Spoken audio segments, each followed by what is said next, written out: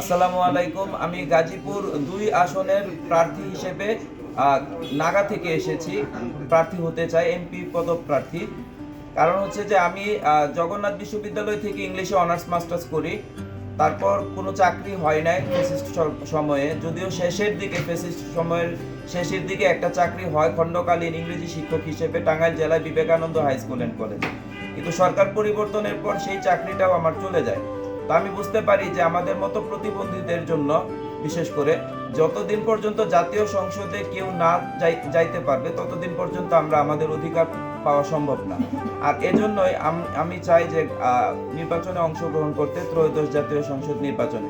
তো আমার আর্থিক অবস্থা যেহেতু ভালো না, এজন্য রিটার্নিং কর্মকর্তার নিকট আমি নমিনেশন ফর্ম ফ্রি চাচ্ছি, জামানতবিহীন নির্বাচনে অংশগ্রহণ করার সুযোগ চাচ্ছি, সেই সাথে শর্ত মুক্ত অর্থাৎ যে ভোটারদের স্বাক্ষর প্রয়োজন হয় স্বতন্ত্র প্রার্থী হিসেবে, সেই শর্ত মুক্তভাবে নির্বাচনে অংশগ্রহণের সুযোগ চাচ্ছি। আমার ভবিষ্যতের চিন্তা ভাবনা আছে যে আমি যদি এই স্বতন্ত্র প্রার্থী হিসেবে জনগণের আস্থা নিয়ে সংসদে যেতে পারি, তাহলে বাংলাদেশ সম অধিকার পার্টি নামে একটি পার্টি গঠন করার, যা স্বতন্ত্র প্রার্থীদের ভিতর থেকে যারা পাশ করে আসবে তাদেরকে নিয়ে।